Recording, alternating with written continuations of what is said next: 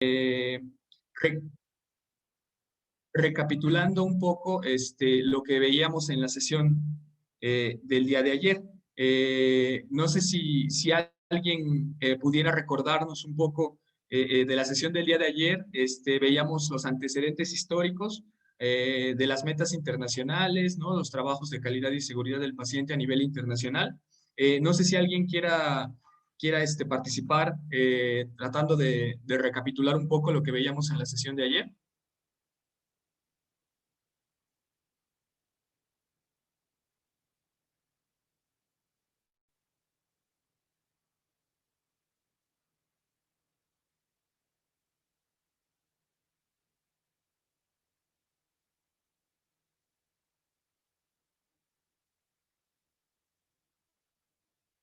Ok, bien. El día de ayer veíamos un poco de los antecedentes, ¿no? Momentos históricos importantes que derivaron, ¿no? En lo que es lo que actualmente conocemos como las metas internacionales de seguridad del paciente.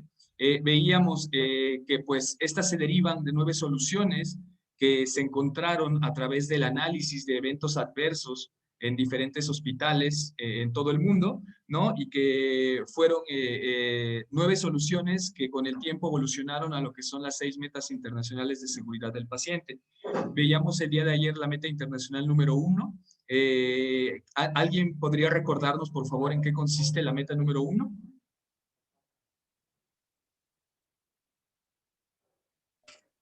Hablaba acerca de lo que es el nombre del paciente y el número de afiliación. Exacto. Ajá. Así es, doctora. Sí, la meta internacional número 1, la barrera de seguridad, es utilizar 2 datos, ¿no? Para identificar correctamente a nuestros pacientes, que a nivel institucional son el nombre completo y el número de seguridad social. ¿Sale? Veíamos también la meta internacional número 2. ¿Quién podría recordarnos sobre qué versa esta meta?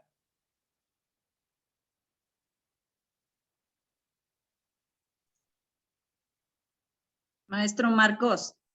Hola, doctora. La comunicación efectiva. Nos hablaba usted del feedback, sobre todo en pacientes que entran a la atención médica y están inconscientes. ¿En qué momento? ¿Cuándo va a ser escrita y cuándo va a ser hablada? Pero que siempre haya un feedback de retroalimentación asegurando la información.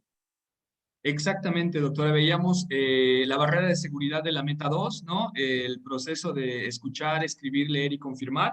Y en el caso, por ejemplo, de urgencias y algunas situaciones en donde no tengamos tiempo para realizar este procedimiento completo, tenemos la alternativa, ¿no? De escuchar, repetir y confirmar. Y siempre registrándolo, ¿no? En algún documento, ya sea institucional o en alguna bitácora exprofeso, ¿no? Para este fin. Muy bien, pues eso fue a grandes rasgos lo que veíamos en la sesión del día de ayer.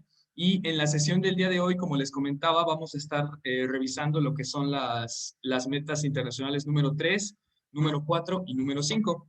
Entonces, pues vamos a iniciar con la meta número 3. La meta número 3, su nombre es seguridad en el proceso de medicación. El fundamento se encuentra en los lineamientos para mejorar la seguridad en el uso de medicamentos de alto riesgo. El objetivo es prevenir errores de medicación relacionados con los medicamentos de alto riesgo. Su propósito se busca mediante principalmente 2 actividades: manejar adecuadamente los medicamentos que forman parte del plan de tratamiento a fin de garantizar la seguridad del paciente, y también en algunas estrategias que la unidad debe llevar a cabo para mejorar la seguridad de los mismos, ¿sale? Entonces, ahorita vamos a ir revisando poco a poco estas estrategias para irlas reafirmando, ¿sale? Bien, de entrada, los medicamentos de alto riesgo son aquellos que, si se utilizan incorrectamente, tienen una gran probabilidad de producir un acontecimiento adverso en el paciente, ¿sí? Esto ustedes como médicos lo saben mejor que nadie, ¿no? En este sentido, tenemos algunos medicamentos que son los que se consideran como de alto riesgo, entre los que se encuentran los electrolitos concentrados, los quimioterapéuticos, los radiofármacos, las insulinas y anticoagulantes vía parenteral, ¿sale? ¿Qué factores debemos considerar al momento de manejar estos medicamentos? Un punto que nos menciona el Consejo de Salubridad General es tener en cuenta los factores que pueden predisponer la ocurrencia de errores durante la administración de los medicamentos de alto riesgo, ¿sí? Como pueden ser, por ejemplo, los electrolitos concentrados que están almacenados fuera de la farmacia, la preparación improvisada o la solicitud de concentraciones poco usuales, ¿sí? Estos pueden ser factores que nos lleven a cometer algún error. ¿Qué medidas de seguridad se plantean, ¿no? A través de la Meta Internacional de Seguridad del Paciente número 3? Bueno, algo que el Consejo de Salubridad propone a las unidades que hagan estos trabajos es, en primer lugar, elaborar una relación de los medicamentos de alto riesgo que se manejan al interior de las unidades, ¿sí? Esta relación que elaboren las unidades debe ser difundida al personal operativo, principalmente a aquellos que manejan este tipo de medicamentos, ¿sí?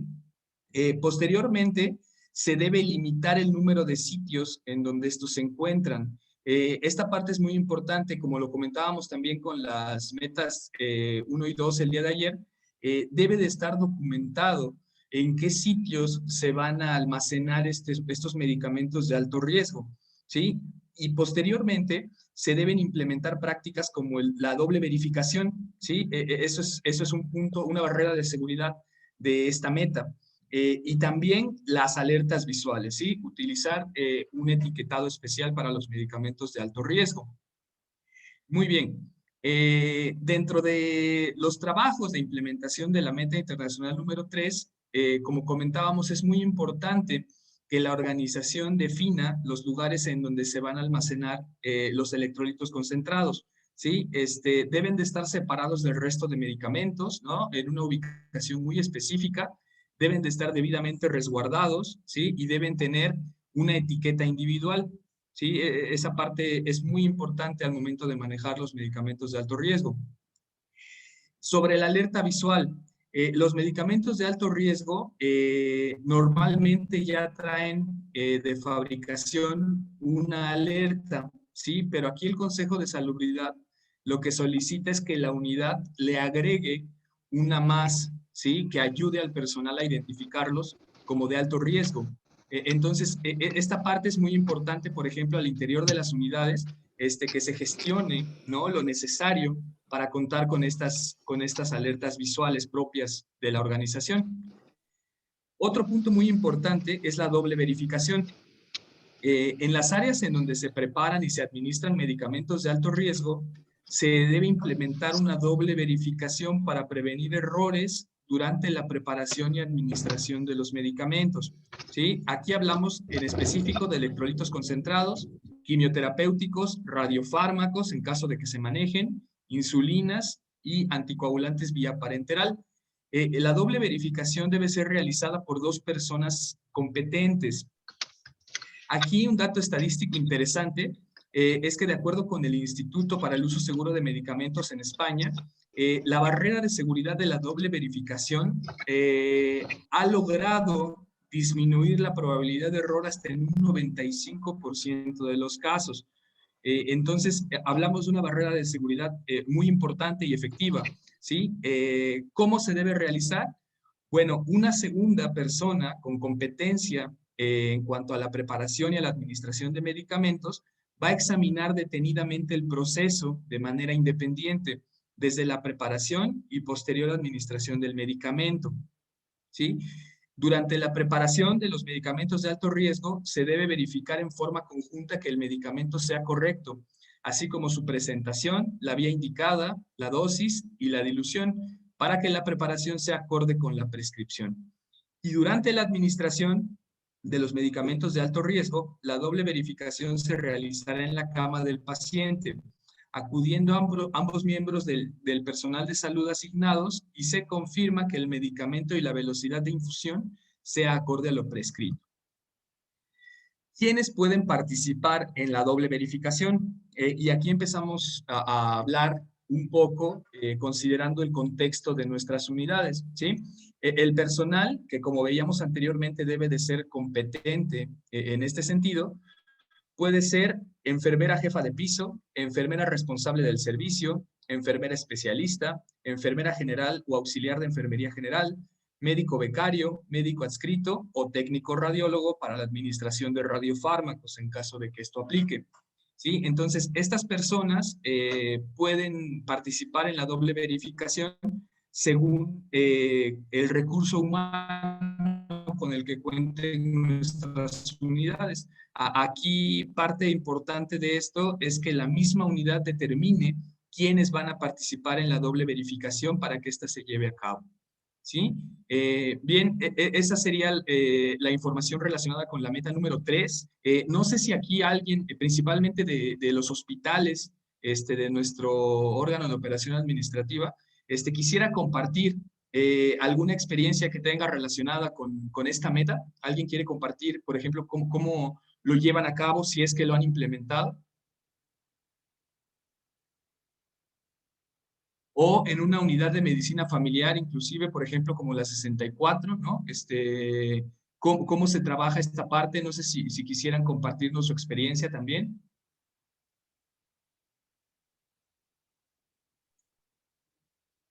Maestro Marcos, Hola, doctora, adelante. en la UMF 64 se tiene todo el proceso del manejo de la medicación. Ahí van, por ejemplo, la parte que usted nos está platicando de los electrolitos concentrados. Se ha designado que nada más se manejen porque ahí se utilizan en atención médica continua, pero se les ha, como segunda barrera de protección, se encuentran resguardados bajo llave y se encuentran bien etiquetados con alerta visual. Y se han designado solamente las enfermeras que pueden abrir ese lugar para utilizar los electrolitos concentrados.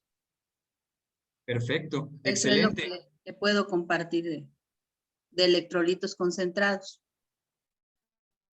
Muchas gracias, doctora. Efectivamente, y como lo comentábamos, ahí estamos cubriendo, ¿no? El sitio que ha definido la unidad en donde se van a almacenar los electrolitos, el personal, ¿no? Que los va a resguardar y cómo se van a estar manejando, ¿no? Entonces, de esta manera podemos ejemplificar la implementación de la meta número 13. No sé si alguien más quiera compartir algo. Sí, hola, doctor, buen día. Del Hospital Hola, adelante, adelante. General de Zona con Medicina Familiar número 32. Aquí, efectivamente, en la meta número 3, nuestra jefa de enfermeras designa una enfermera exclusiva para manejar los medicamentos de alto riesgo. Igual que, como comenta la doctora Yolanda, los tenemos bajo llave. Y esa enfermera que está a cargo corrobora las indicaciones cuando otro personal de enfermería llega a solicitar el medicamento. Corrobora las indicaciones, abre los fármacos que están bajo llave y se otorgan así, con doble verificación. Ese es el proceso que nosotros llevamos aquí en Minatitlán. Perfecto, de acuerdo, doctor, muchas gracias. Pues si vemos, por ejemplo, en nuestras unidades tenemos, dependiendo del contexto, ¿no? En el que nos encontremos, diferentes formas de manejar esta meta internacional de seguridad del paciente. Aquí, por ejemplo, el trabajo que puede conllevar esfuerzos extras puede ser ya el de la doble verificación, ¿no? Al momento de la preparación y de la administración de los medicamentos, y va a depender entonces de cómo nosotros a nivel organización determinemos la estrategia para implementar. Muy bien, muchas gracias. Vamos a continuar entonces con la meta número 4, que nos habla de la seguridad de los procedimientos, ¿sí? Esta es una meta que evolucionó no hace mucho tiempo, que antes consistía o se enfocaba únicamente en la cirugía segura. Ahorita vamos a revisar que esta meta ahora abarca más procedimientos. De hecho, su nombre cambió a seguridad en los procedimientos, y vamos a verla un poquito más a detalle. Bien, ¿cuál es el fundamento de la meta número 4? Como tal, el fundamento es minimizar los procedimientos incorrectos en las unidades médicas. El objetivo, prevenir errores que involucren procedimientos, sitio anatómico o paciente incorrecto. El propósito de esta meta consiste en realizar la siguiente actividad. Disminuir los procedimientos incorrectos, pues son un problema inquietante en los hospitales, ¿sí? Y estos pueden deberse a factores como una comunicación deficiente o inadecuada entre el personal que participará en el procedimiento, la falta de participación del paciente, la ausencia de procedimientos de verificación antes de la realización del procedimiento, la evaluación inadecuada del paciente, la revisión inadecuada del expediente clínico, los problemas relacionados con la letra ilegible y el uso de abreviaturas, ¿sale? Estos pueden ser algunos factores que nos pueden llevar a cometer un error relacionado con los procedimientos. Bueno, acá, este notiejemplo, ¿no? Que me pareció interesante, ¿no? A modo de concientizar. Dice que se dictó auto de formal prisión a un oftalmólogo que extirpó ojo sano a un niño, ¿no? Y en donde, pues, lo que se vio fue precisamente la falta de esta barrera de seguridad, ¿no? Al momento de realizar el procedimiento. Algunos datos estadísticos, ¿no? Hay publicaciones que refieren de 1.300 a 2.700 errores por sitio equivocado, siendo el lado incorrecto el error más frecuente reportado, ¿sí? La Organización Mundial de la Salud ha reportado estos datos. Hasta un 25% de los pacientes quirúrgicos hospitalizados sufren complicaciones postoperatorias. La tasa bruta de mortalidad registrada tras la cirugía mayor es del 0.5 al 5% en los países industrializados. Y casi la mitad de los eventos adversos en pacientes hospitalizados están relacionados con la atención quirúrgica, ¿sí? Como bien sabemos, pues parece una obviedad, pero bueno, son procedimientos muy delicados y en donde debemos poner especial atención, ¿sí? Bien, ¿en qué consiste la barrera de seguridad de la meta número 4 de seguridad en los procedimientos? La barrera de seguridad es el protocolo universal, ¿sí? Que debe realizarse en todos los procedimientos quirúrgicos que se realicen en la sala de operaciones y en los que se realicen fuera de ella, ¿sí? Así como en otros procedimientos y tratamientos invasivos o de alto riesgo que la organización determine, ¿no? Acá volvemos a ver esa apertura que el modelo de seguridad del paciente le da a las unidades médicas para definir algunos otros procedimientos que consideren importantes para manejar el protocolo universal, ¿sí? ¿En qué consiste el protocolo universal? Son 3 elementos los que se deben trabajar dentro de este protocolo. Uno es el marcado del sitio anatómico, otro es el proceso de verificación preprocedimiento y otro es el tiempo fuera o time out que tiene lugar justo antes del comienzo de un procedimiento, ¿sí? El marcaje del sitio anatómico. Cuando es posible, involucra la participación del paciente o tutor responsable, ¿sí? Y cuando no, de alguna manera se tiene que realizar por el equipo de salud. La marca utilizada institucionalmente es un círculo de no más de 3 centímetros, que si no me recuerdo se denomina diana, con un punto en el centro y las iniciales del cirujano con mayúsculas. Debe permanecer después de la asepsia y antisepsia y debe ser realizada con un marcador indeleble, ¿no? Que puede ser azul de metileno o violeta de genciana. Debe visualizarse incluso cuando el paciente está preparado y cubierto y no es recomendable utilizar una X como marcaje de sitio anatómico, ¿sí? ¿Qué es importante? Que el marcaje del sitio anatómico debe de ser el mismo en toda la organización. Debe de llevarse a cabo por alguna de las personas que forma parte del equipo multidisciplinario que va a llevar a cabo el procedimiento. De preferencia, debe hacerse cuando el paciente está despierto y consciente, ¿no? Esto para garantizar también su participación. Y lo que veíamos debe ser visible una vez que el paciente esté preparado y cubierto, ¿sí? ¿En qué momentos debemos realizar el marcaje del sitio anatómico? Bueno, en casos de procedimientos que involucren lateralidad, ¿no? Derecha o izquierda, estructuras múltiples, dedos de manos y pies, o niveles múltiples, como puede ser el caso de algún procedimiento en la columna. Esos son los casos básicos en los que debemos utilizar el marcaje quirúrgico. ¿Cuándo puede omitirse? Esta parte también es importante. No siempre se va a poder llevar a cabo, ¿no? Y hay casos muy específicos en los que se puede omitir, como por ejemplo una cirugía de urgencia, ¿no? Para no demorarla, cuando la lesión es claramente visible, como fracturas expuestas o tumoraciones evidentes, en procedimientos de mínima invasión que impliquen la intervención de un órgano interno bilateral, ya sea que la vía de acceso sea percutánea o por un orificio natural, a menos que la organización defina que en estos casos se llevará a cabo el marcado documental. La omisión que se realiza en los casos de pacientes prematuros o recién nacidos, ¿no? En donde se les puede generar un tatuaje permanente, o en procedimientos de mínima invasión que impliquen la intervención de un órgano interno bilateral, ¿sí? Estos son casos en los que podemos omitir el marcaje anatómico. El siguiente elemento de la barrera de seguridad de la Meta 4 es la verificación preprocedimiento.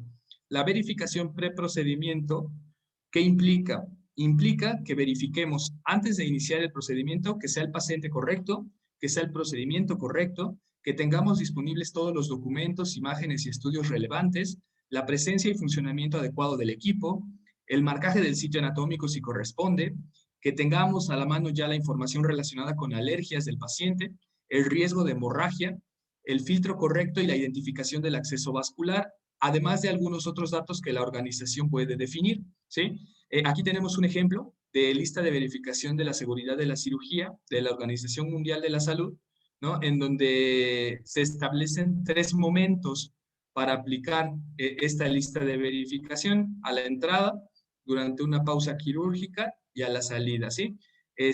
La utilización de esta lista de verificación ha logrado reducir de manera importante las complicaciones del 1 al 7%, de reintervenciones de 2.4 a 1.8% y la mortalidad de 1.5% a 0.9%, ¿sí? Según la Alianza Mundial para la Seguridad del Paciente. Posteriormente, tenemos el último elemento de la Meta 4, que es el tiempo fuera o timeout, ¿sí? El tiempo fuera se debe realizar en el lugar en donde se va a llevar a cabo el procedimiento. Se realiza justo antes de comenzar e implica la participación de todo el equipo que está involucrado en la realización del procedimiento, ¿no? A modo de los equipos de fútbol americano que hacen su timeout, ¿no? La organización define la manera en que el proceso va a ser documentado, ¿sí? El tiempo fuera es una confirmación de la información en el momento inmediatamente previo al inicio del procedimiento y permite resolver cualquier duda o confusión.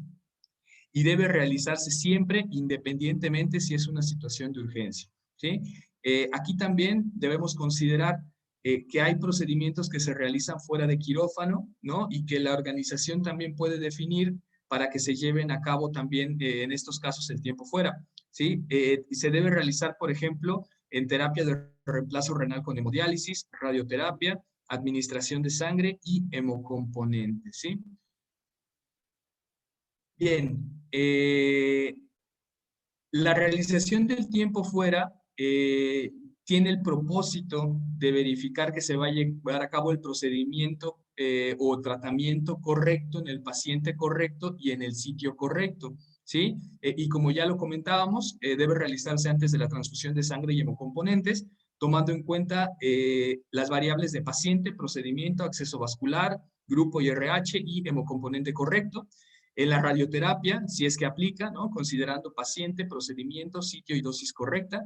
Y en la terapia de reemplazo renal con hemodiálisis también, tomando en cuenta el procedimiento, el paciente, la prescripción dialítica, el filtro correcto, la evaluación del sangrado activo y valoración del acceso vascular, ¿sí? El tiempo fuera también considera, por supuesto, los procedimientos quirúrgicos, la toma de biopsias, procedimientos odontológicos en unidades ambulatorias, ¿no? Aquí, por ejemplo, en las unidades de primer nivel, tiene que ver también con los procedimientos que realiza dental, ¿no? La colocación o retiro de dispositivos, sondas pleurales, urinarias, catéteres, dispositivos intrauterinos, catéteres para hemodiálisis, entre otros, estudios de gabinete que requieren medios de contraste, terapia electroconvulsiva, o colocación de accesos vasculares, ¿sí? Estos procedimientos, el Consejo de Salubridad sugiere que es en donde se lleve a cabo el tiempo fuera o timeout, ¿sale? Bien, con esto estaríamos concluyendo lo relativo a la meta número 4. No sé si alguna unidad, al igual que lo comentábamos con la meta anterior, quisiera compartirnos cómo trabajan lo relacionado con la meta número 4, qué complicaciones han tenido en caso de que, por ejemplo, el marcaje quirúrgico no esté estandarizado en todos los procedimientos, a qué se debe, qué han analizado. No sé si alguien nos quisiera compartir alguna experiencia.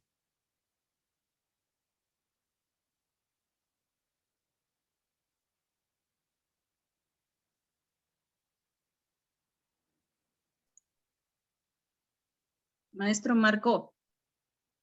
Hola, hola, adelante, adelante, doctora. Siempre espero si alguien más hay alguna otra experiencia para que compartamos aprendizaje. Gracias. Yo les puedo compartir lo de la UMF 64. En cuanto a los procedimientos odontológicos que sí están aquí enlistados, porque nosotros no tenemos otro tipo de cirugías, pero sí los dientes, las piezas dentarias son considerados órganos. Claro. En ese caso nosotros el marcaje se hace documental, no se hace en físico, pero está bien documentado que se haga, que se enumere y que se explique el procedimiento a realizar antes de todo. Que el paciente se le dé a conocer toda la cédula en donde va precisamente cuál es el órgano dentario que se va a extraer y de qué lado. Y que quede en el expediente. Esa es la doble verificación, en el expediente y luego en el documento que firma el médico odontólogo y firma su paciente. Esa es la doble verificación y que también la comparte con su asistente enfermera que le apoya en ese momento. Pero sí es adaptada, maestro. Correcto, doctora, muchas gracias. Sí, efectivamente, ese es un caso de cómo la meta número 4 aplica para una unidad de primer nivel, ¿no? Y aquí, por ejemplo, la UMF 64 determinó la estrategia mediante la cual lo va a estar llevando a cabo, ¿no? Entonces, es muy importante que quede documentado, ¿no? En estos casos, como comenta la doctora, y que con el tiempo estemos evaluando el apego, ¿no? A lo que nosotros determinamos que íbamos a estar realizando, principalmente con fines de mejora continua, ¿sí? Entonces, muchísimas gracias, doctora, por compartir su experiencia, ¿no? Y a nivel hospitalario, me gustaría escuchar alguno de los hospitales de nuestro órgano de operación administrativa, ¿qué experiencias tienen relacionadas con la meta número 4? Ya sea positiva o negativa, ¿no? Yo recuerdo por ahí alguna situación que se presentó relacionado con la omisión de esta meta, ¿no? Que nos puede llevar a errores importantes, ¿no? Y afectar la salud de los pacientes, ¿no? En eventos centinela, ¿no? Que ya lo vamos a estar comentando en la sesión de mañana. Y también pues con consecuencias legales importantes para el personal de salud, ¿no? Entonces, no sé si algún hospital nos pudiera compartir cómo trabajan esta meta, si es que la trabajan, qué problemas han tenido, etcétera. ¿Alguien quiere compartir algo?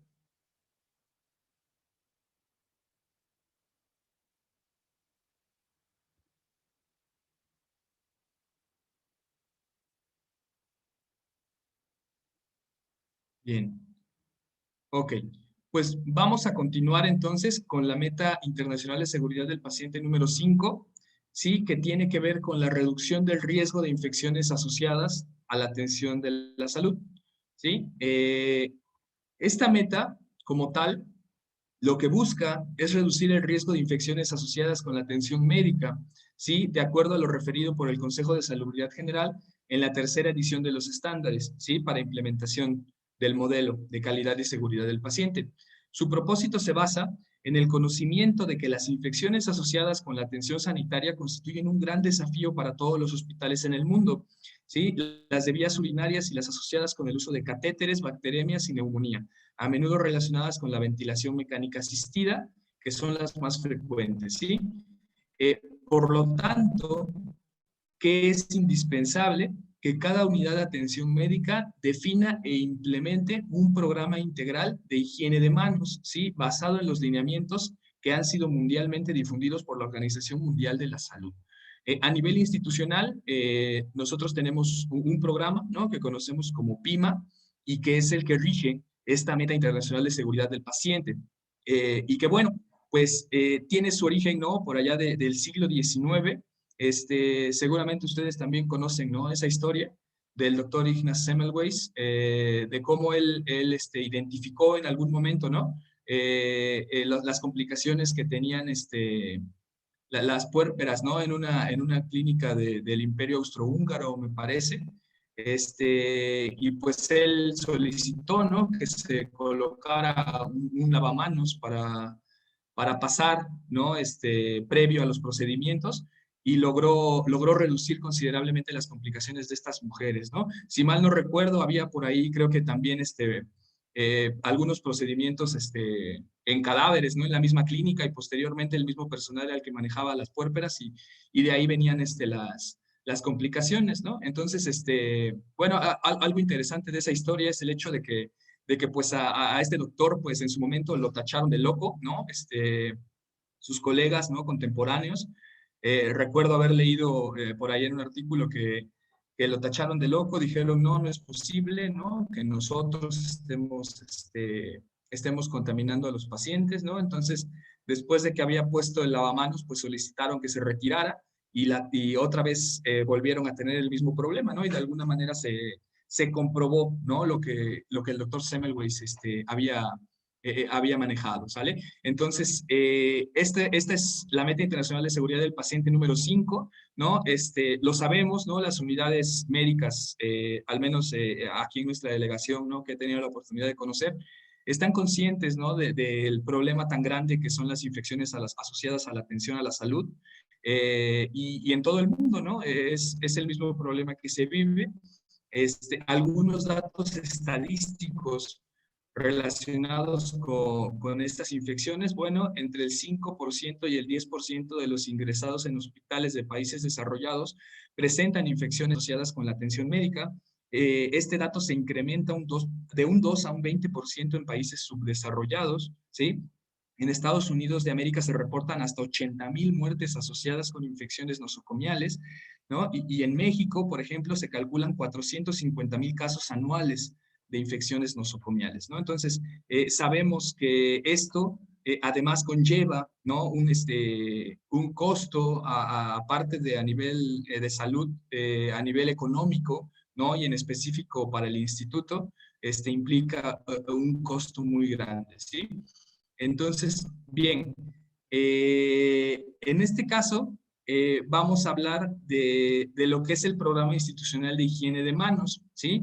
La estrategia como tal se basa en incrementar el cumplimiento de higiene de manos por parte del personal sanitario que trabaja con los pacientes, ¿sí? Es muy importante también para la estrategia mejorar las infraestructuras o los recursos con los que contamos para llevar a cabo higiene de manos, y también incrementar el conocimiento y la percepción sobre higiene de manos en el personal de la salud y en el mismo paciente y sus familiares, ¿no? Al final, nuestro objetivo va a ser reducir la propagación de la infección de los microorganismos multiterrestres y el número de pacientes que contraen una IRAS prevenible, y por consiguiente evitar pérdidas de recursos y salvar vidas, ¿sí? Los componentes de la estrategia multimodal de la Organización Mundial de la Salud para incrementar la higiene de manos como parte del programa Save Lives, Clean Your Hands, son los siguientes, ¿sí? Los 5 componentes de la estrategia multimodal de la OMS para la mejora de la higiene de manos es, primero, el cambio del sistema, ¿sí? Preparado de base alcohólica en el punto de atención, cambio del sistema, acceso a un suministro seguro y continuo de agua y jabón y toallas, formación y aprendizaje, evaluación y retroalimentación, recordatorios en el lugar de trabajo y un clima institucional de seguridad, ¿sí? Y aquí tenemos también los 5 momentos para la higiene de manos en la atención sanitaria, ¿sí? Que como sabemos son 2 antes del contacto con el paciente o de realizar alguna tarea escéptica, y después del contacto con el paciente, después del riesgo de exposición a líquidos corporales y después del contacto con el entorno del paciente, ¿sí? ¿Qué debe incluir el programa integral de higiene de manos? Debe incluir la monitorización de la calidad del agua, el abasto de insumos necesarios para higiene de manos, la educación a pacientes y familiares, capacitación al personal y visitantes, monitorización, evaluación y análisis de los datos relacionados con los resultados de implementación. Aquí a nivel institucional, por ejemplo, en los hospitales de segundo nivel, Esta actividad de la implementación y el mantenimiento del programa institucional de higiene de manos normalmente se le encarga a la Coordinación de Educación e Investigación en Salud. Normalmente son quienes llevan a cabo la estrategia de capacitación, ¿no?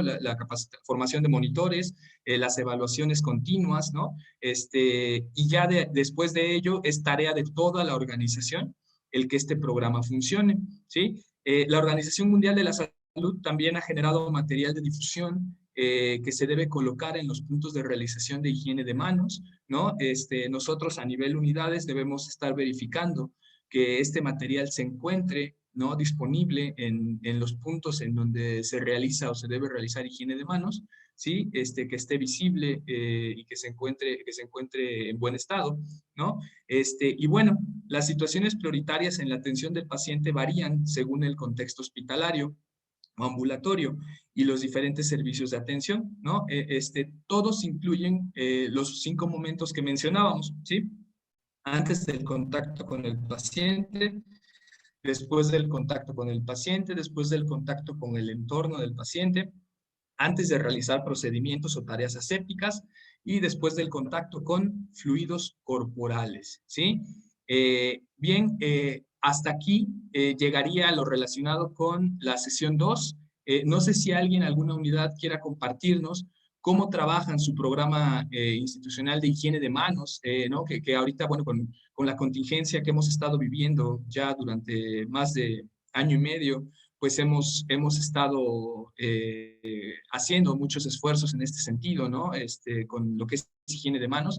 No sé si alguna unidad quisiera compartirnos cómo trabajan su programa institucional de higiene de manos para conocerlo, ¿no?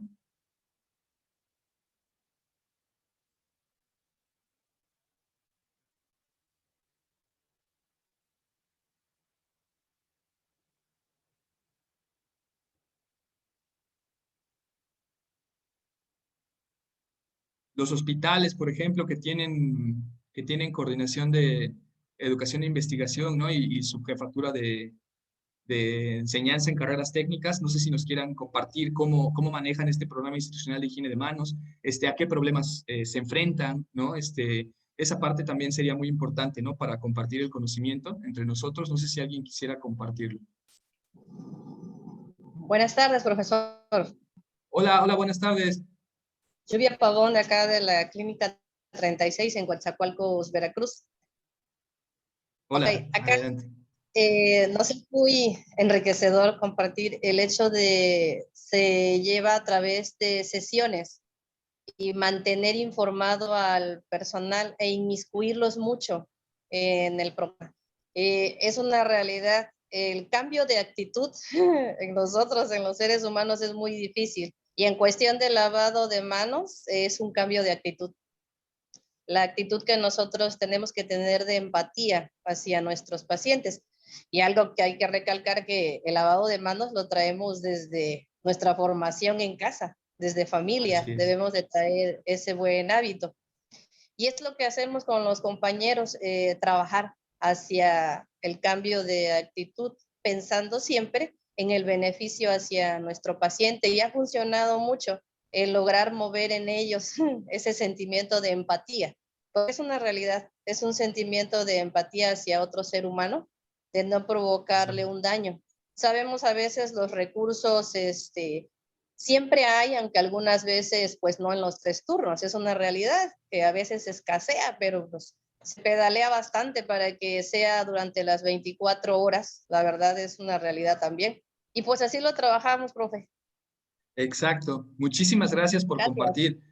Gracias. Sí, esa parte de sensibilización muchas veces con el personal, ¿no? Con los mismos familiares, con los mismos pacientes, es la que muchas veces cuesta más, ¿no? Los insumos, pues definitivamente son algo básico y fundamental, ¿no? Que hay que cuidar, la infraestructura de las unidades, ¿no? Que estén funcionales, los lavamanos, etcétera.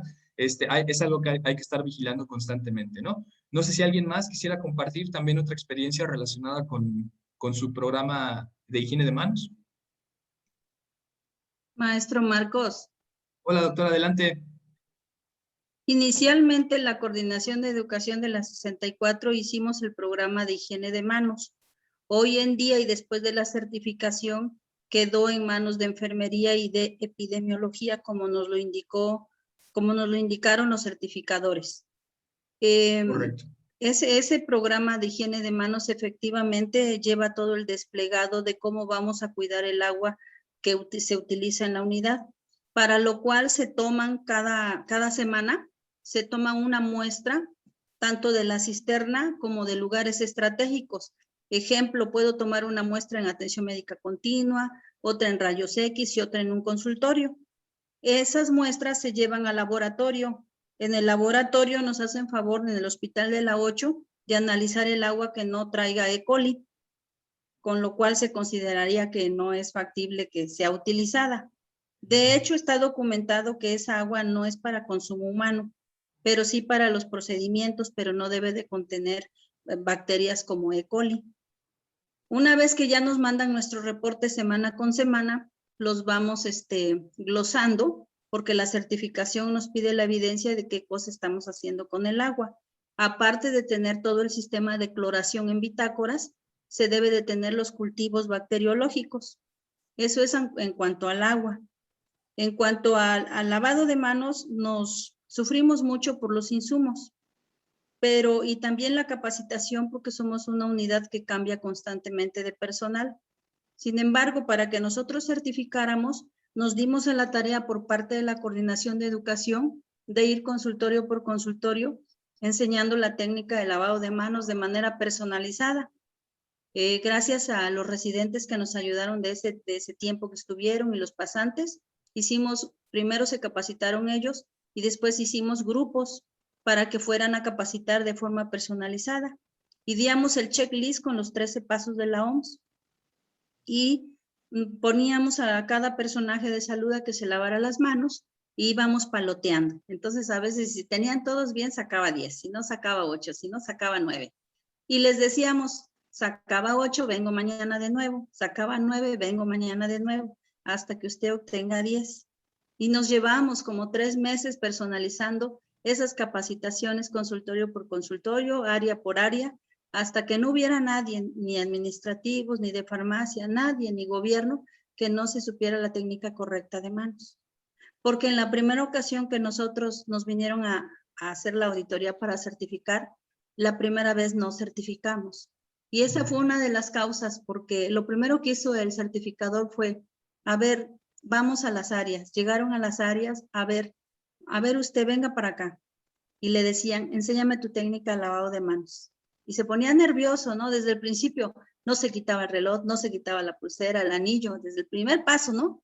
Entonces ya decía el certificador, no cumple. Lo observaba, se iba y no cumple. Y quiero comentarles, porque eso sí es bien importante, que a veces pensamos que todo el mundo sabe lavar las manos. Los que el auditor de certificación y de competitividad califica es la técnica correcta de higiene de manos.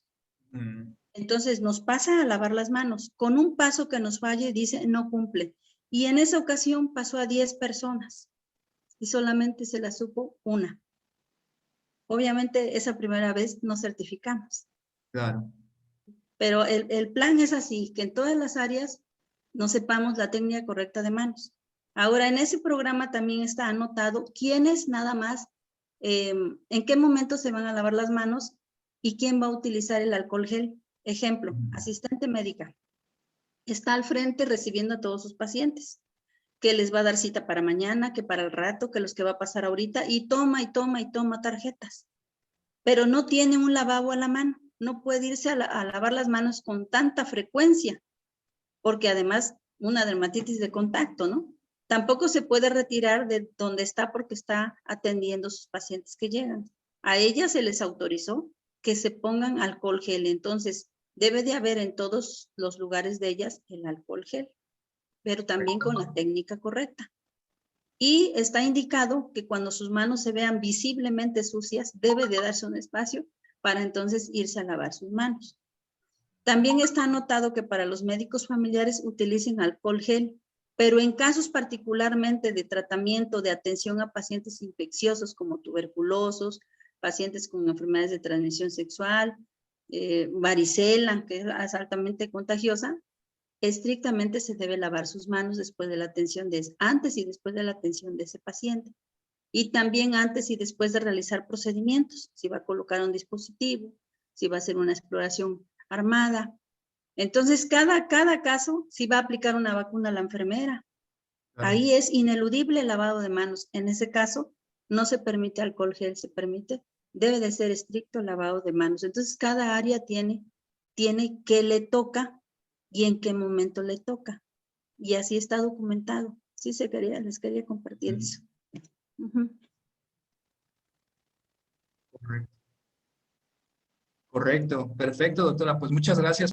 Y sí, ¿no? Estas actividades es una meta, la verdad, creo yo que es la más amplia, ¿no? Es la que más elementos considera, ¿no? Y es muchas veces la que es más compleja, ¿no? Que las unidades la tengan debidamente implementada y desarrollada, ¿no? A nivel hospitalario, bueno, lo sabemos, es un tanto más complejo, ¿no? Por la magnitud, ¿no? De personal, ¿no? Los pacientes, los procedimientos y todo lo que implica el realizar la técnica correcta en los momentos correctos de higiene de manos. Bien, pues no sé si alguien más tenga algo que compartir. Bien, el día de mañana vamos a estar revisando la última meta, la meta número 6, la notificación de eventos adversos, ¿no? También, que tiene mucho que ver con el apego a las barreras de seguridad que hemos estado revisando. Y por último, terminar con un tema relacionado con la cultura de seguridad del paciente. Pues si no hay más que agregar, muchísimas gracias a todos. Y el día de mañana concluimos con este